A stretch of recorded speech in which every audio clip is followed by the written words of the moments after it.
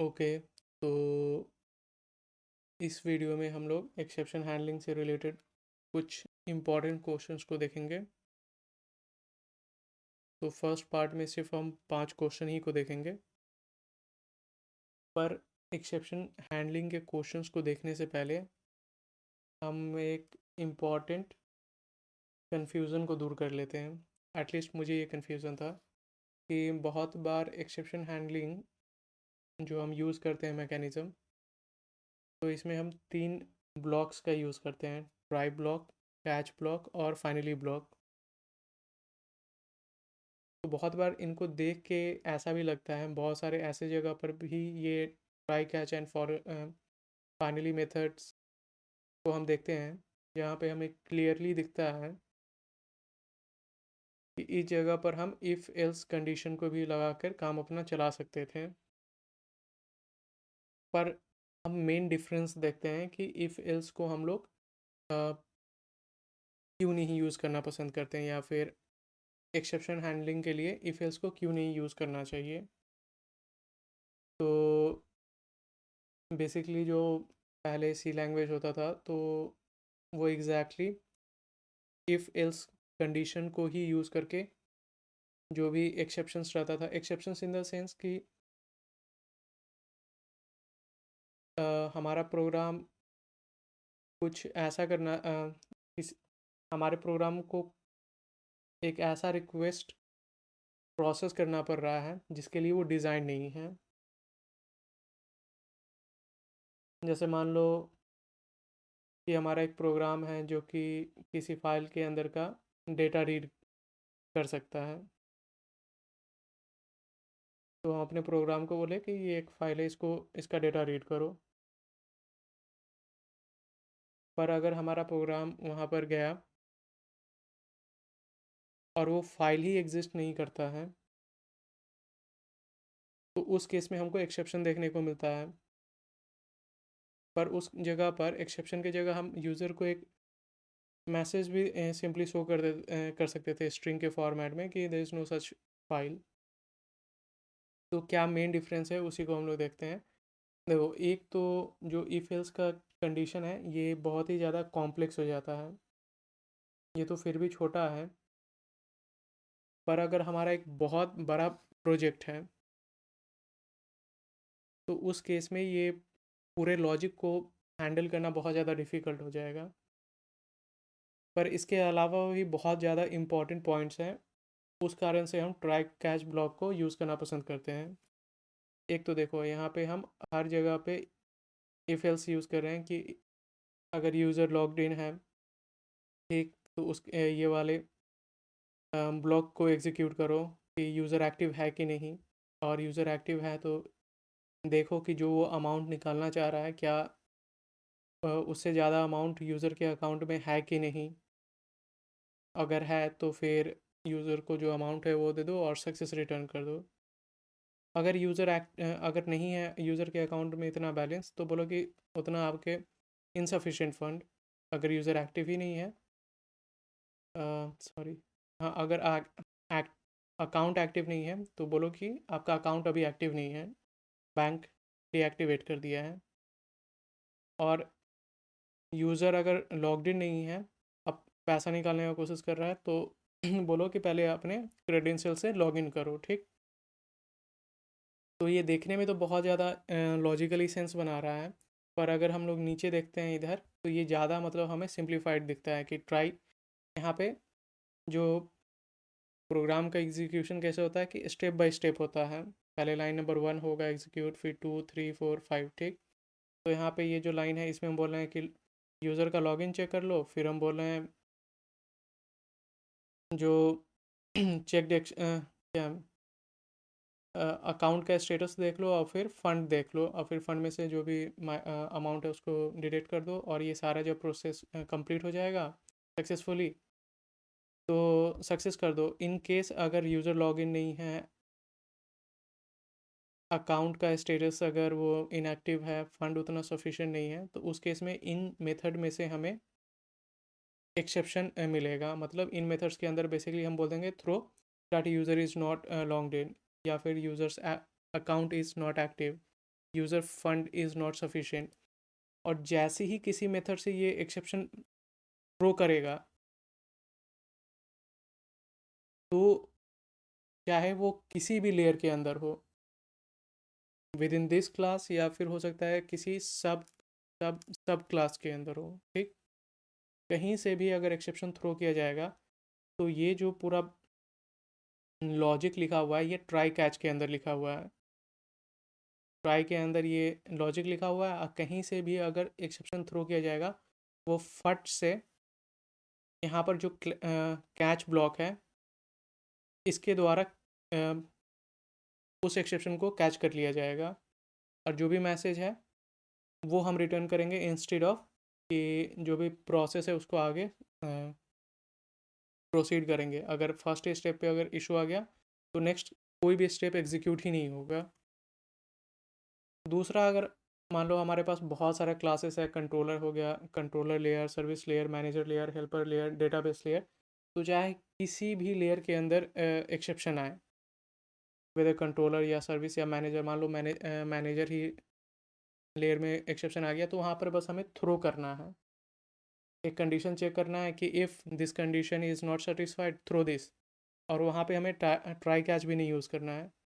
ये try catch जहाँ पर भी होगा, मान लो कंट्रोलर के अंदर हमने यूज़ किया, तो कंट्रोलर के अंदर जो कैच है वो पकड़ लेगा एक्सेप्शन को, तो ये एक फ़ायदा है। फिर इसे ओवरऑल जो रिस्पॉन्सिबिलिटी है, मतलब हम चेक्ड एक्सेप्शन को ज़्यादा यूज़ करते हैं अनचेक्ड की जगह, तो हमें ज़्यादा से ज़्यादा कोशिश करना चाहिए कि हमारे एप्लीकेशन में चेक्ड एक्सेप्शन ही हो। और और एक सबसे बड़ा एडवांटेज हमें मिलता है जब हम ट्राई कैच फाइनली ब्लॉक को यूज़ करते हैं, वो है कि जो भी एक्सेप्शन है वो कहाँ हुआ है, कौन से क्लास के अंदर हुआ है, कौन से मेथड के अंदर हुआ है, और क्यों एक्सेप्शन आया है, ये तीनों हमें मिल जाता है जब भी हम एक्सेप्शन हैंडलिंग का यूज़ करते हैं। तो हम पिन पॉइंट तरीके से हमें भी पता चलता है कि जो एक्सेप्शन था वो क्यों आया है और कहाँ से आया है, तो ये भी एक हमें मेन एडवांटेज मिलता है। और ओवरऑल अगर हम देखें पूरे चीज़ को, कि एक तो ये कोडिंग को सिंप्लीफाई कर देता है, ठीक, दूसरा हमें बहुत ज़्यादा मतलब इफ एल्स कंडीशन लगा कर चेक करने का ज़रूरत नहीं है। किसी भी लेयर में अगर एक्सेप्शन आता है, तो जो हमारा सबसे टॉप लेवल का लेयर है, अगर हमने वहाँ पर कैच मेथड लगाया हुआ है, कैच ब्लॉक लगाया हुआ है, तो हमें वहीं पर डायरेक्ट एक्सेप्शन देखने को मिल जाएगा। और इसके अलावा हमें ये भी देखने को मिलता है कि कौन से क्लास के अंदर एक्सेप्शन आया है, क्या मैसेज है उस एक्सेप्शन के अंदर, और कौन से मेथड, कौन से लाइन पे एक्सेप्शन आया है। तो इससे ओवरऑल जो हम इशू को भी फिक्स कर पाते हैं, और जो पूरा का पूरा कॉन्सेप्ट है एक्सेप्शन हैंडलिंग का, वो प्रोग्रामिंग के भी प्रोसेस को बहुत ज़्यादा आसान बना देता है।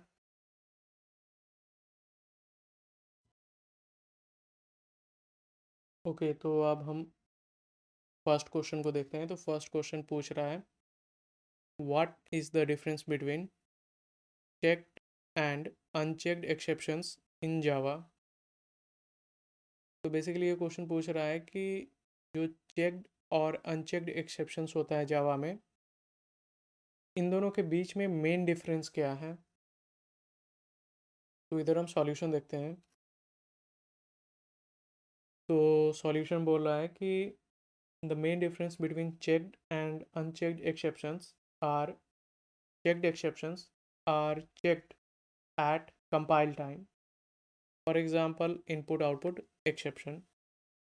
तो बोला जा रहा है जो मेन डिफरेंस है चेक्ड और अनचेक्ड एक्सेप्शन का, वो ये है कि जो चेक्ड एक्सेप्शन है उनको हम कंपाइल टाइम पे ही चेक कर लेते हैं, जैसे कि इनपुट आउटपुट एक्सेप्शन हो गया।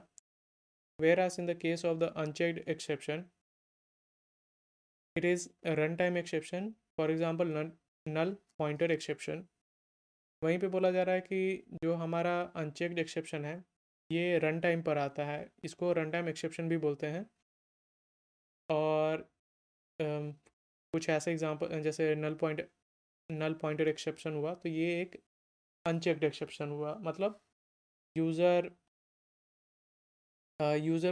जो भी डेवलपर है वो ढंग से कोड नहीं लिखा है, इस कारण से ये अनचेक्ड एक्सेप्शन आया है।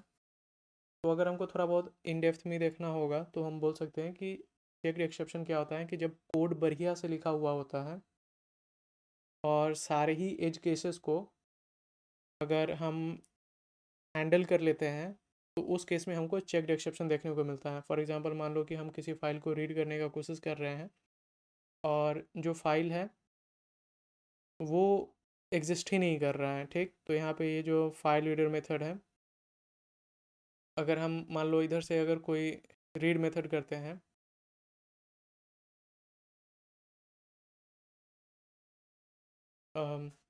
मतलब अगर फाइल एग्जिस्ट नहीं करता है तो हमको एक एक्सेप्शन देखने को मिल जाएगा, ठीक। वेयर एज अगर मान लो कि एक ऐसा लॉजिक है, ठीक, जहाँ पर यूज़र को पता है कि कुछ गड़बड़ हो सकता है। फॉर एग्ज़ाम्पल जब भी हम दो नंबर को डिवाइड करते हैं तो यूजुअली न्यूमरेटर या फिर डिनोमिनेटर को हमें ज़ीरो नहीं रखना चाहिए। तो एक ऐसा बिजनेस लॉजिक है जहाँ पर ऐसा हम हमारे पास इनपुट नहीं आना चाहिए जहाँ पे डिनोमिनेटर ज़ीरो हो। तो उस केस में क्या होगा कि हमको एक एक्सेप्शन देखने को मिलेगा। तो यहाँ पर क्या होगा कि हमको एक अनचेक्ड एक्सेप्शन देखने को मिला। तो इसको हैंडल भी किया जा सकता था। हम बेसिकली जब भी यूज़र से इनपुट ले रहे हैं तो यहाँ पे एक इफ़ एल्स कंडीशन लगा देते हैं कि अगर इफ़ जो मेरा बी है, जो डिनोमिनेटर है, अगर ये ज़ीरो है तो क्या काम करो, एक थ्रो अथी कर दो, एक्सेप्शन कर दो कि डिनोमिनेटर ज़ीरो एक्सेप्शन करके नाम हम दे सकते हैं। और वो बेसिकली यूज़र को बताएगा कि जो डिनोमिनेटर है वो आप ज़ीरो नहीं दे सकते हो। और दूसरा जो इम्पोर्टेंट पॉइंट है कि चेक्ड एक्सेप्शन को बेसिकली जब भी हम क्रिएट करते हैं तो वहाँ पे हम एक्सेप्शन क्लास को एक्सटेंड करते हैं। तो और दूसरा जब हमें एक रन टाइम एक्सेप्शन बनाना होता है तो वहाँ पे हम एक रन टाइम एक्सेप्शन क्लास है तो उसको यूज़ करते हैं। इसके अलावा बस यही है एक्सेप्शन। जो भी जावा के अंदर जितने भी एक्सेप्शंस होते हैं वो सब थ्रोएबल क्लास के ही चिल्ड्रेन होते हैं, यानी जो सबसे पेरेंट क्लास है वो हमारा थ्रोएबल होता है।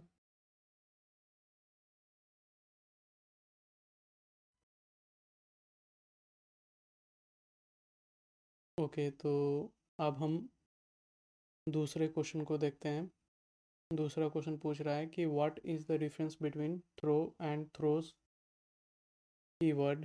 तो बेसिकली ये क्वेश्चन पूछ रहा है कि जावा में जो एक्सेप्शन हैंडलिंग होता है उसमें दो बहुत ही इम्पॉर्टेंट कीवर्ड्स देखने को मिलते हैं, थ्रो एंड थ्रोज। तो इन दोनों के बीच में मेजर डिफरेंस क्या है। तो अगर हम आंसर देखते हैं इधर तो लिखा हुआ है the main difference between throw and throws are,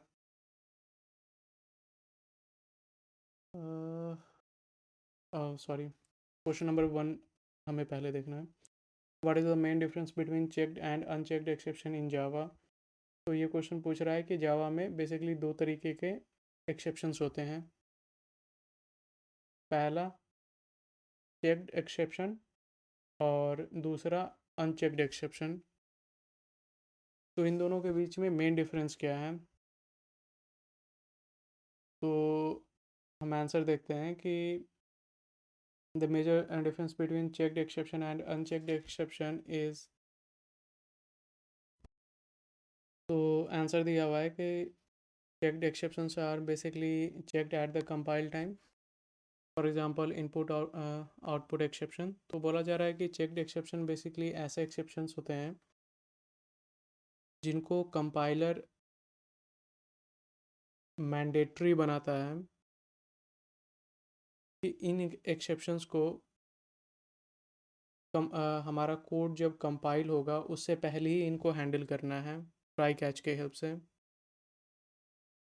whereas the unchecked exceptions are runtime exceptions, for example null pointed exceptions। और दूसरा है कि अनचेक्ड एक्सेप्शंस होता है दूसरा जो हमारा एक्सेप्शन है। और ये जो अनचेक्ड एक्सेप्शंस है, नाम से ही पता चल रहा है कि कंपाइलर बेसिकली हमें फोर्स नहीं कर पाएगा। जब भी हम अपने कोड को कंपाइल करेंगे मेवन क्लीन इंस्टॉल करके, तो उस टाइम कंपाइलर को पता ही नहीं रहेगा कि ऐसा भी एक्सेप्शन आ सकता है रन टाइम के द्वारा, मतलब उस टाइम रन टाइम के दौरान। तो इसी के लिए इसको रन टाइम एक्सेप्शन भी बोलते हैं, जो कि सीधा रन टाइम पे ही हमको मिलता है। फॉर एग्जांपल मान लो कि कोई एक अरे लिस्ट है, उसको हम चेक कर रहे हैं और अरे लिस्ट के अंदर हम हर एक एलिमेंट के अंदर हम कुछ प्रोसेसिंग कर रहे हैं हर एक एलिमेंट के ऊपर। अब हो सकता है कि जो हमारा फिफ्थ या सिक्स्थ एलिमेंट है वो हमें एक नल वैल्यू वहाँ पे मिल जाए। तो अगर उस नल वैल्यू पे अगर हम कुछ भी प्रोसेसिंग करेंगे तो फिर हमें एक नल पॉइंटेड एक्सेप्शन देखने को मिलता है। तो इसको बेसिकली हम लोग प्रिवेंट कर सकते हैं इफ एल्स कंडीशन के हेल्प से। और जो चेक्ड एक्सेप्शन होता है उसको हम लोग मेनली इसलिए भी यूज़ करते हैं ताकि हम यूज़र को बता सकें कि ये एक्सेप्शन आया है। और चेक्ड एक्सेप्शन का मतलब ही होता है कि यूज़र उसको फिक्स कर सकता है। हो सकता है यूज़र की तरफ से कुछ ऐसा हमें इन्फॉर्मेशन मिला हो जिस कारण से ये इशू आ गया। फॉर एग्ज़ाम्पल अगर यूज़र हमें एक ऐसे फाइल को प्रोसेस करने के लिए दे रहा है जो कि ब्रोकन है और खुल नहीं रहा है, तो उस केस में जब हमारा सर्वर उस फाइल को प्रोसेस करेगा तो उस जगह पर अगर वो फाइल नहीं खुल रहा है तो हमें वहाँ पे एक चेक्ड एक्सेप्शन थ्रो करना है, जो कि यूज़र को इन्फॉर्म करेगा कि आपको एक प्रॉपरली वर्किंग फ़ाइल देना होगा। या फिर अगर एक और एग्ज़ाम्पल है कि या फिर अगर यूज़र अपने बैंक अकाउंट में से जो अमाउंट के लिए वो रिक्वेस्ट कर रहा है विड्रॉ करने के लिए, उस अमाउंट से एक्चुअली उसके अकाउंट में कम बैलेंस है, तो उस केस में भी हम एक चेक्ड एक्सेप्शन थ्रो करेंगे यूज़र को बताने के लिए कि यू हैव इनसफिशिएंट बैलेंस। तो चेक्ड एक्सेप्शन मेनली हम लोग यूज़ करते हैं यूज़र को इन्फॉर्म करने के लिए कि आपकी तरफ से कुछ मिस्टेक हो रहा है, उसको आप फिक्स कर लो। अनचेक्ड एक्सेप्शंस बेसिकली वो होते हैं जो कि रन टाइम पे होते हैं, और ये होता है मेनली डेवलपर के एंड से कि डेवलपर कुछ ऐसे सिनेरियोज थे या फिर जो बेसिक फंडामेंटल्स होता है कोडिंग का उसको वो प्रॉपरली फॉलो नहीं किया है। जैसे फॉर एग्ज़ाम्पल अगर वो कुछ ऐसा ऑपरेशन कर रहा है जहाँ पे नल वैल्यूज़ के ऊपर हम प्रोसेसिंग नहीं कर सकते हैं और नल वैल्यूज़ आने के चांसेस हैं, तो वहाँ पे हमें हर वैल्यू को पहले चेक करना चाहिए कि वेदर वो नल है कि नहीं है। या फिर वो एक ऐसे डेटा को यूज़ कर रहा है जिसके अंदर नल वैल्यूज़ हैं, जबकि उस डेटा के अंदर नल वैल्यूज़ होने ही नहीं चाहिए थे। तो ये सब कोडिंग साइड के प्रॉब्लम्स होते हैं, और यूज़र जो है, एंड यूज़र है, वो इन सभी प्रॉब्लम्स को फिक्स करने के लिए कुछ नहीं कर सकता है। वो बहुत तो यूज़र को इन्फॉर्म कर देगा कि मैं ये टास्क करना चाह रहा था बट मुझे मेरा काम हो नहीं पा रहा है। तो चेक्ड एक्सेप्शन बेसिकली यूज़र को इन्फॉर्म करने के लिए हम करते हैं, और अनचेक्ड एक्सेप्शन बेसिकली डेवलपर के एंड से होता है, तो इसको डेवलपर ही फिक्स कर सकता है। नाउ अब हम दूसरा क्वेश्चन देखते हैं। ये क्वेश्चन पूछ रहा है कि what is the difference between throw and throws keyword. तो जावा में जब भी हम एक्सेप्शन हैंडलिंग करते हैं तो दो कीवर्ड हमें बहुत ज़्यादा देखने को मिलता है, थ्रो और थ्रोज कीवर्ड। तो इन दोनों के बीच में मेन डिफरेंस क्या है? तो अगर इसका हम सॉल्यूशन देखते हैं तो दिया हुआ है कि the main difference between throw and throws keyword are throw, it is used inside a method to explicitly throw an exception. For example, throw new illegal argument exception invalid input. तो बोला जा रहा है कि जो मेन डिफरेंस है throw और throws keyword का, वो ये है कि जो थ्रो कीवर्ड है इसको हम किसी भी मेथड के अंदर यूज़ करते हैं और एक्सप्लिसिटली यूज़र को बताने के लिए कि जो यूज़र का रिक्वेस्ट है वो क्यों प्रोसेस नहीं हो पा रहा है, और यूज़र को अगर अपना रिक्वेस्ट प्रॉपरली प्रोसेस करना है तो यूज़र को क्या करना है, क्या करना चाहिए। और यहाँ पर एक एग्जांपल दिया हुआ है कि थ्रो मतलब ये एक्सेप्शन थ्रो, ताकि यूज़र को हम बता सकें कि एक इनलीगल आर्ग्यूमेंट एक्सेप्शन है, मतलब जो भी यूज़र ने हमें इनपुट दिया है वो गलत है और सही इनपुट यूज़र को देना चाहिए वैसा। Now the throws keyword, it declares that the method might throw exceptions. For example, void my method throws input output exception. तो वहीं पे जो throws कीवर्ड है ये बेसिकली ये बताने के लिए होता है कि जिस भी मेथड के अंदर हम कोई एक्सेप्शन थ्रो कर रहे होते हैं, जैसे इधर ऊपर हम देखें कि कोई भी एक मेथड होगा जिसके अंदर हम बोल रहे हैं कि यूज़र को कि तुम इनवैलिड एक्सेप्शन दे रहे हो, तो जिस भी मेथड के अंदर हम ये थ्रो कीवर्ड यूज़ करेंगे उस मेथड के ऊपर हमें ये भी बताना पड़ेगा कि ये मेथड एक्सेप्शन थ्रो कर रहा है। तो दोनों जो कीवर्ड हैं थ्रो और थ्रोस, ये दोनों एक ही मेथड पे यूज़ होते हैं। थ्रो मेथड के अंदर यूज़ होता है और थ्रोस मेथड के सिग्नेचर पे होता है। जैसे इधर मेथड का सिग्नेचर हम कुछ इस तरीके से लिखते हैं, जहाँ पे मेथड का नाम हम लिखते हैं, वहीं पर हम थ्रोस कीवर्ड का भी यूज़ करते हैं ये बताने के लिए कि जो भी कॉलिंग मेथड होगा, जो भी मेथड इस मेथड को कॉल करेगा माई मेथड को, उसको ये मैसेज मिलेगा कि बेसिकली अगर तुम इस मेथड को यूज़ करना चाहते हो माई मेथड को, तो ये मेथड तुमको एक्सेप्शन थ्रो करेगा ही करेगा। या तो तुम्हारे पास अब दो ऑप्शन है कि जो एक्सेप्शन तुमको मिल रहा है माई मेथड से इसको तुम आगे फॉरवर्ड कर दो, बबल अप कर दो, तुम भी डाल दो कि थ्रोज करके, या फिर इस मेथड को अगर तुमको यूज़ करना है तो ट्राई एंड कैच ब्लॉक को यूज़ करना पड़ेगा।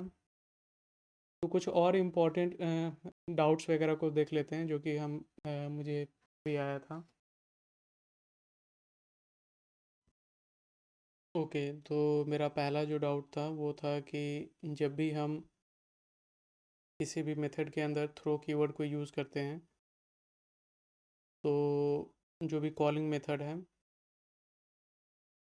तो क्या सॉरी, जब भी हम थ्रोज कीवर्ड से डिक्लेयर करते हैं कि ओके ये जो स्पेसिफिक मेथड है ये एक एक्सेप्शन थ्रो करेगा, तो अब इस मेथड को जो भी मेथड कॉल कर रहा है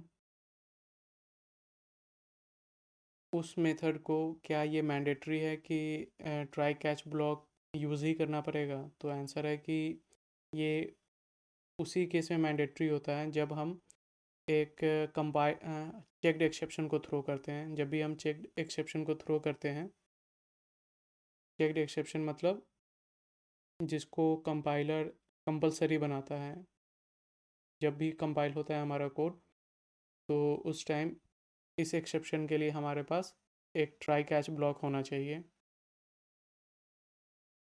तो जब भी हम एक एक्सेप्शन को थ्रो करेंगे या फिर कोई भी एक कस्टम एक्सेप्शन जो कि एक्सटेंड करेगा इस एक्सेप्शन क्लास को,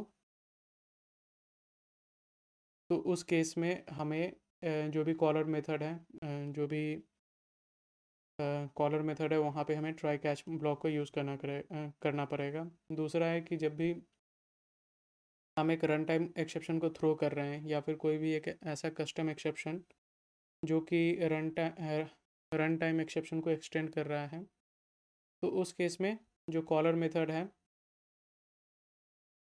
उसको ट्राई कैच ब्लॉक यूज़ करने का ज़रूरत नहीं है। यही ये एक मेरा डाउट था।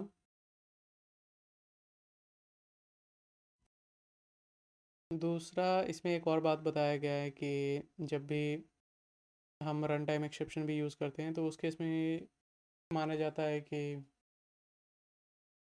हमें उसे भी बताना चाहिए रोज़ टैग के हेल्प से, वैसा कुछ देख लेंगे इसको हम लोग बाद में।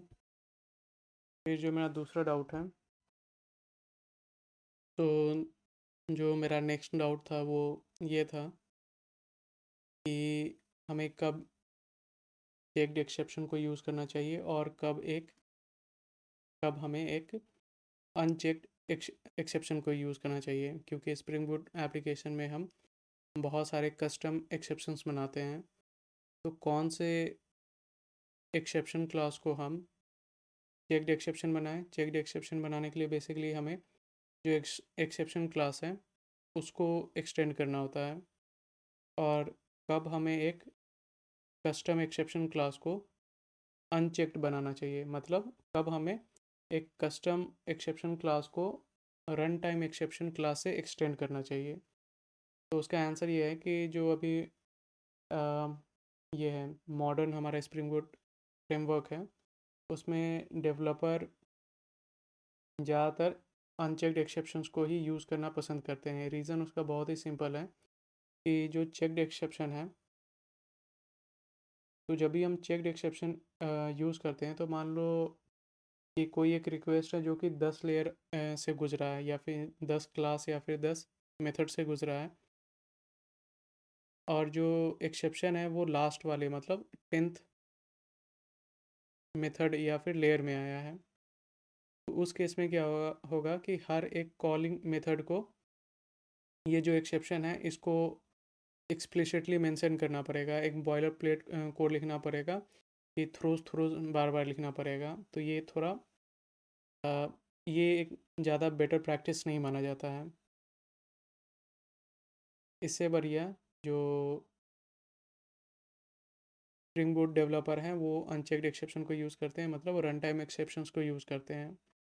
इसका मतलब कि अगर हमें कोई भी इशू दिख रहा है एक रिक्वेस्ट को प्रोसेस करते टाइम, और हमें लगता है कि ये एक इशू ऐसा है जिसके कारण ये जो पर्टिकुलर प्रोसेस है या यूज़र का जो रिक्वेस्ट है उसको कंप्लीट नहीं करना चाहिए, तो वहाँ पे हम एक रन टाइम एक्सेप्शन थ्रो करेंगे, और जैसे ही थ्रो करेंगे यूज़र का वो पर्टिकुलर रिक्वेस्ट पूरी तरीके से कैंसिल हो जाएगा।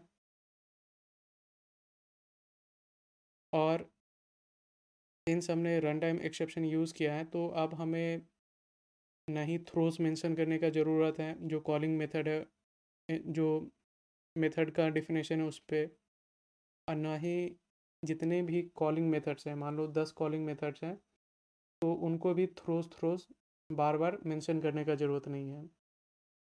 रन टाइम एक्सेप्शन को यूज़ करने से क्या होता है कि जो स्प्रिंग बोट का जो ग्लोबल एक्सेप्शन हैंडलर है उसको जो फर्स्ट कॉलिंग मेथड है, जब भी हम चेक्ड एक्सेप्शन हो या फिर अनचेक्ड एक्सेप्शन हो, अगर चेक्ड एक्सेप्शन भी 10th लेयर पे आ रहा है तो वो धीरे धीरे बबल अप होकर फर्स्ट कॉलिंग मेथड के पास जाएगा। इन केस अगर किसी भी मिडिल लेयर में ट्राई एंड कैच ब्लॉक नहीं लिखा है तो, और अगर अगर ऐसा नहीं होता है तो वो फाइनली सबसे ऊपर वाले एक्सेप्शन कॉलिंग मेथड के पास जाएगा, वहाँ पर हैंडल होगा। But same cheese run time exception के भी साथ होता है। रन टाइम जब भी एक्सेप्शन आता है तो जितने भी कॉलिंग मेथड होते हैं उन सभी के पास रन टाइम एक्सेप्शन जाता है कि क्या वहाँ पे एक ट्राई कैच ब्लॉक लिखा हुआ है, और ऐसे ही धीरे धीरे करते करते वो फर्स्ट कॉलिंग मेथड के पास जाता है। इन केस अगर वहाँ पर भी नहीं है कोई भी एक try catch block run time exception को मैनेज करने के लिए, तो उस केस में जो स्प्रिंग बूट का ग्लोबल एक्सेप्शन हैंडलर है वो देखता है कि जो यूज़र का ये पर्टिकुलर रिक्वेस्ट है उसके लिए एक हमें रन टाइम एक्सेप्शन देखने को मिला है, तो यूज़र को वो इन्फॉर्म कर देता है, ना कि उसको लिम्बो में रखता है, कि उसको बता देता है जैसे ही एक रन टाइम एक्सेप्शन आता है वैसे ही वो यूज़र को बता देता है वाइट लेबल करके कि एक इंटरनल सर्वर एरर आ गया है 500 स्टेटस कोड के साथ, ताकि यूज़र वेट करता ना रहे। और इन केस अगर यूज़र को ज़्यादा प्रॉब्लम हो रहा है तो फिर वो डायरेक्टली डेवलपर से कांटेक्ट कर सकता है वैसा। तो जो मॉडर्न ट्रेंड है उसमें ज़्यादातर डेवलपर बेसिकली अनचेक्ड एक्सेप्शन को ही यूज़ करना पसंद करते हैं, और उसका मेन रीज़न ये है कि ये ज़्यादा आसान है और ज़्यादा बेटर है इसको मैनेज करना। वहीं पे जो चेक्ड एक्सेप्शन है वो काफ़ी ज़्यादा थोड़ा सिर दर्द जैसा है। इनिशियली जब इस फीचर को इंट्रोड्यूस भी किया गया था, जो हमारा चेक्ड एक्सेप्शन है, तो उस टाइम जेम्स गॉसलिंग जो डेवलपर हैं जावा प्रोग्रामिंग लैंग्वेज के, तो उनको लगा था कि हम इस फीचर का बहुत ज़्यादा यूज़ करेंगे चेक्ड एक्सेप्शन का। बट बाद में धीरे धीरे सबको रियलाइज़ हुआ कि एक तो ये बहुत ज़्यादा बॉयलर प्लेट ऐड कर देता है हमारे कोड में, दूसरा ये जो चेक्ड एक्सेप्शन है ये इसके कारण परफॉर्मेंस इशू भी आता है। तो इस बात का जो जेम्स गॉसलिंग है उनको थोड़ा रिग्रेट भी था कि हम लोग थोड़ा ज़्यादा ही इसको प्रायोरिटाइज़ किए थे, इसको ज़्यादा ही यूज़ करने का सोचे थे। बट अभी मॉडर्न टाइम में इसको बहुत ही थोड़ा बहुत ही यूज़ करने के लिए बोला जाता है। ज़्यादातर हमें रन टाइम एक्सेप्शन को ही यूज़ करने के लिए बोला जाता है। और बहुत सारे जो मॉडर्न लैंग्वेजेस हैं जैसे पाइथन हो गया, सी शार्प हो गया और कॉटलिन हो गया, तो इनमें से तो चेक्ड एक्सेप्शन को पूरी तरीके से हटा हटा भी दिया गया है। तो हम नेक्स्ट अपना डाउट की तरफ देखते हैं। ओके, तो जो भी मेजर डाउट्स था वो मैंने ऑलरेडी समरी में एक्सप्लेन कर ही दिया है। तो अब हम नेक्स्ट क्वेश्चन की तरफ देखते हैं। ओके, तो हमारा नेक्स्ट क्वेश्चन है, how does the try catch finally block works. तो ये क्वेश्चन बेसिकली पूछ रहा है कि जावा के अंदर जो एक्सेप्शन हैंडलिंग मैकेनिज़्म है, जो फेलियर मैकेनिज़्म है, उसमें हमें ट्राई कैच और फाइनली ब्लॉक देखने को मिलता है, तो ये किस तरीके से काम करता है। तो इधर आंसर दिया हुआ है। इधर आंसर में बस अपने पास एक छोटा सा कोड स्निपेट है। तो बेसिकली ट्राई ब्लॉक के अंदर हम वैसे कोड को लिखते हैं जिसके अंदर हमें डाउट है कि किसी टाइप का एक्सेप्शन आ सकता है, कोई प्रॉब्लमेटिक कोड है, तो वो हम इधर लिखते हैं। रेस्ट इन केस जो भी एक्सेप्शन है उसको पकड़ने के लिए हम कैच ब्लॉक का यूज़ करते हैं, ठीक। और उसके बाद फाइनली ब्लॉक का यूज़ करते हैं इन केस अगर कोई भी रिसोर्सेज हमने ओपन किया था ट्राई के अंदर या फिर कैच के अंदर, तो वो इधर अपना बंद हो जाता है वैसा। क्वेश्चन नंबर 4 हमसे पूछ रहा है कि what happens if an exception occurs in the finally block. तो ये क्वेश्चन हमसे पूछ रहा है कि मान लो कि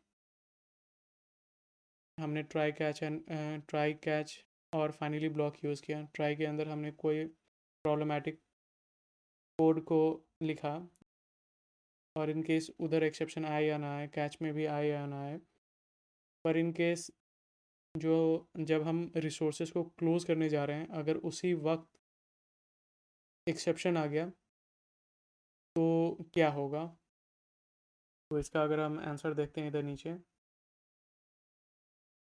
तो दिया हुआ है कि exception in finally block, if an exception occurs in finally it overrides any previous exception, use nested try catch to handle this.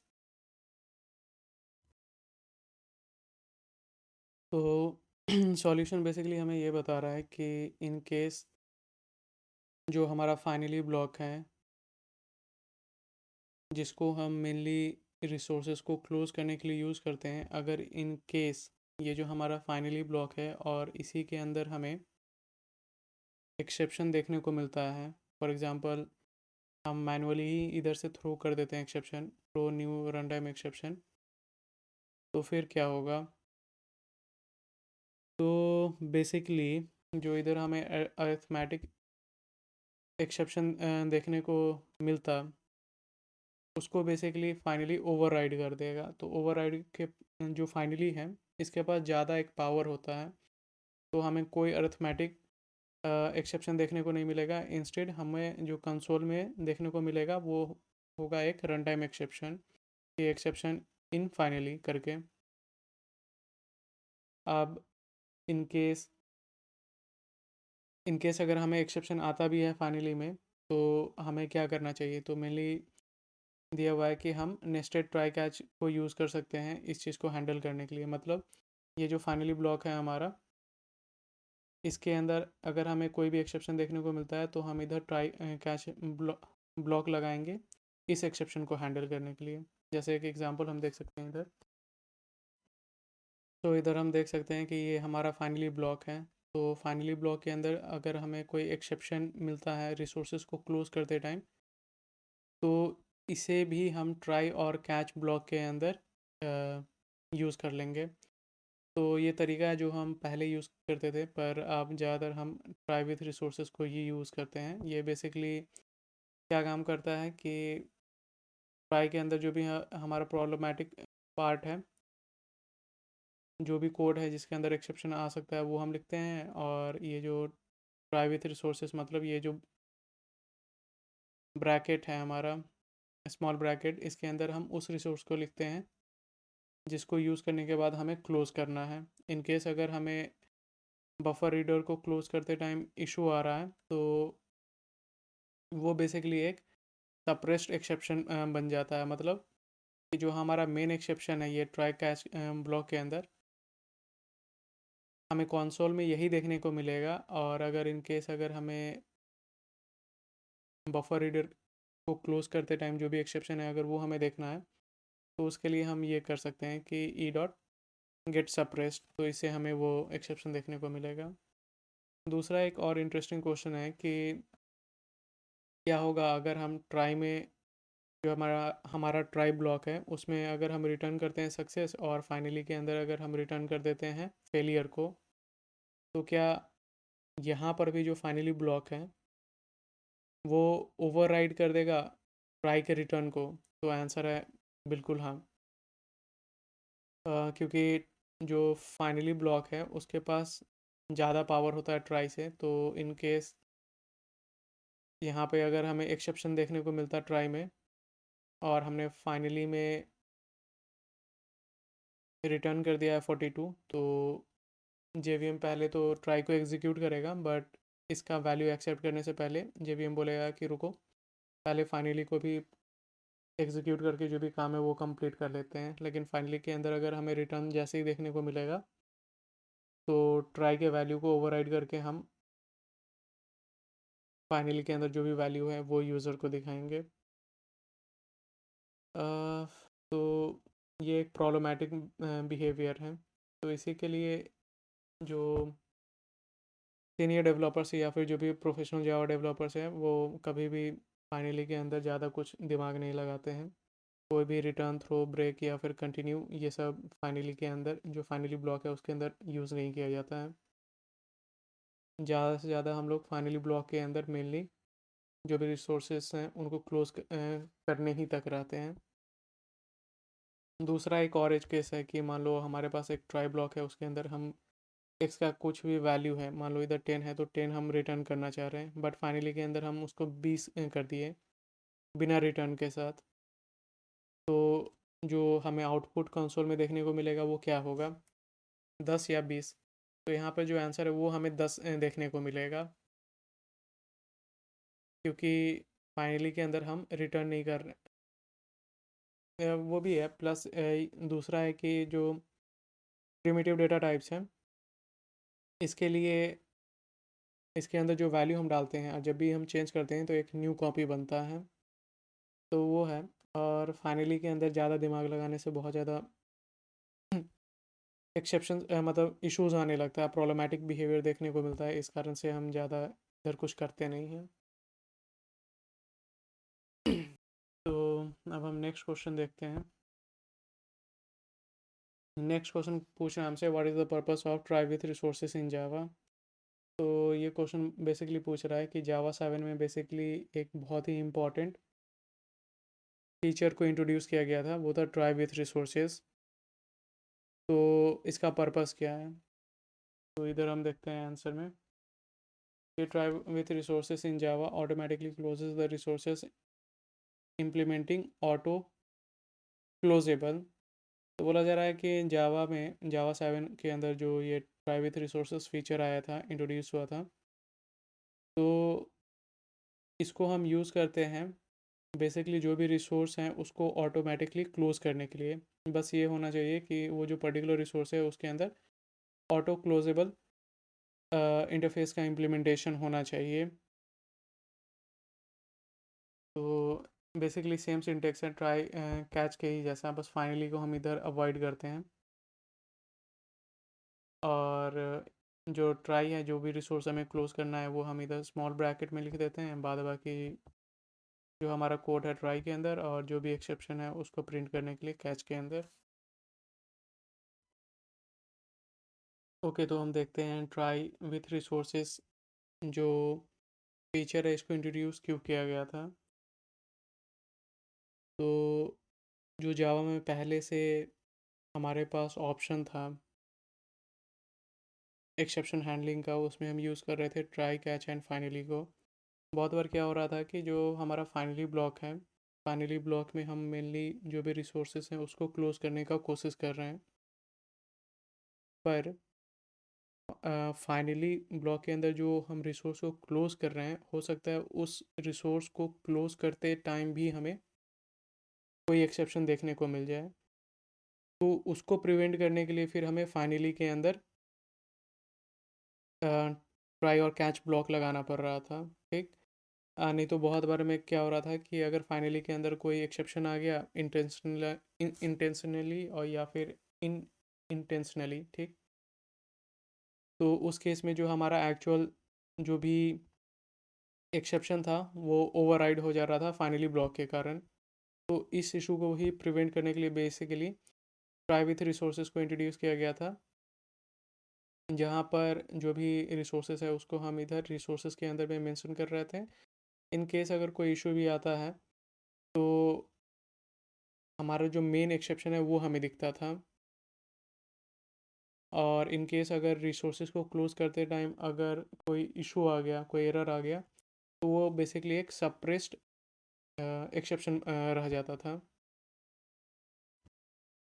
और बेसिकली क्या है कि ये जो हमारा रिसोर्सेज वाला पार्ट है, तो यहाँ पे सिर्फ हम उन्हीं क्लासेस को यूज़ कर सकते हैं जो क्लासेस इंटरनली ऑटो क्लोजेबल जो इंटरफेस है उसको इम्प्लीमेंट किया हुआ हो। जैसे फॉर एग्जांपल यहाँ पर अगर हमने फाइल रीडर को यूज़ किया है, तो ये जो फाइल रीडर है ये इंटरनली ऑटो क्लोजेबल इंटरफेस को इम्प्लीमेंट किया हुआ होगा। ठीक, जो कॉमन क्लासेस है उसमें हमारा आ जाता है buffer reader, file, output stream.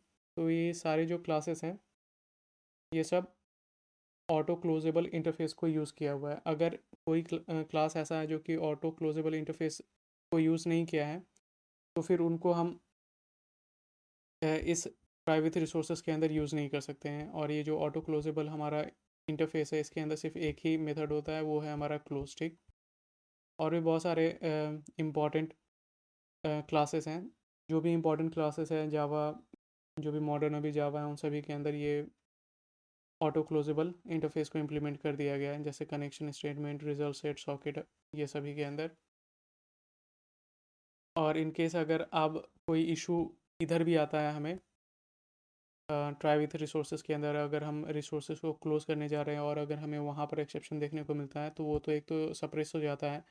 अब वो जो एरर, वो जो एक्सेप्शन सप्रेस हो गया है, अगर उसे हमें देखना भी है, तो हम कैच ब्लॉक के अंदर बेसिकली ऐसा एक छोटा सा कोड स्निपेट डालकर देख सकते हैं। जैसे थ्रोएबल को हम लोग कॉल कर रहे हैं कि जो हमारा गेट सप्रेस्ड है उसको कॉल कर रहे हैं, और यहाँ पे ये जो हमारा वेरिएबल है टी, इससे हम मैसेज निकाल रहे हैं कि क्या एक्सेप्शन आ गया था रिसोर्सेज को क्लोज करते टाइम। और एक और इम्पॉर्टेंट चीज़ है कि जब भी हम रिसोर्सेज यूज़ करते हैं ट्राई विथ रिसोर्सेज। तो जो हम ऑर्डर देते हैं रिसोर्सेज का, पहले रिसोर्स ए हम दिए हैं, फिर रिसोर्स बी, तो जैसा हम ऑर्डर दिए हैं इसके जस्ट रिवर्स जो रिसोर्सेस है वो क्लोज होगा। मतलब ऑर्डर, ये जो रिसोर्स बी है ये पहले क्लोज होगा, उसके बाद रिसोर्स ए हमारा क्लोज होगा। तो फाइनली हम लोग समरी देख लेते हैं कि ट्राई विथ रिसोर्सेज क्या है और इसको क्यों इंट्रोड्यूस किया गया था। तो बेसिकली जो ट्रेडिशनल हमारा फाइनली ब्लॉक है ये काफ़ी ज़्यादा लॉन्ग और वर्बोस हो जाता था, तो ये थोड़ा कोड रीडेबिलिटी के भी हिसाब से सही नहीं लगता है और देखने में भी सही नहीं लगता है।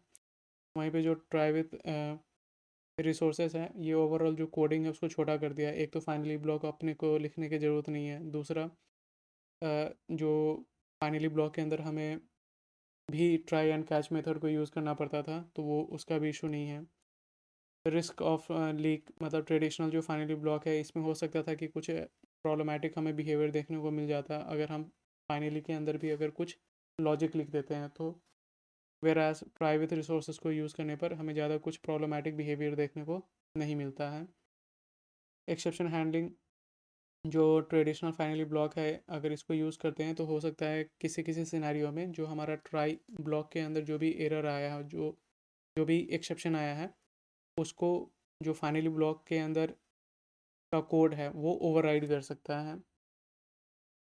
वहीं पे जो ट्राई विथ रिसोर्सेस है इसमें ऐसा कोई इशू नहीं है। इनकेस अगर रिसोर्सेज को क्लोज करते टाइम भी एक्सेप्शन आता है तो वो सप्रेस्ड होता है, हमारे मेन एक्सेप्शन को इंटरप्ट नहीं करता है, उसको ओवरराइड नहीं करता है। कॉम्प्लेक्सिटी में बहुत बार रिसोर्सेज को क्लोज करते टाइम हमें उसको चेक करना रहता था कि वेदर वो जो एक्सेप्शन है, वेदर जो वो रिसोर्स है वो नल है कि नहीं है। वेयर एज जो प्राइवेट रिसोर्सेज में क्या है कि सिंस आप सभी क्लासेस इसको यूज़ करते हैं क्लोजेबल को, तो एक तरीके से ये ऑटोमेटिकली चेक भी हो जाता है, उधर ही हो जाता है चेक। तो ये था हमारा अभी फर्स्ट पार्ट में 5 मेन क्वेश्चंस एक्सेप्शन हैंडलिंग से रिलेटेड जावा के ऊपर। नेक्स्ट पार्ट में हम लोग ये नेक्स्ट कुछ क्वेश्चंस देखेंगे।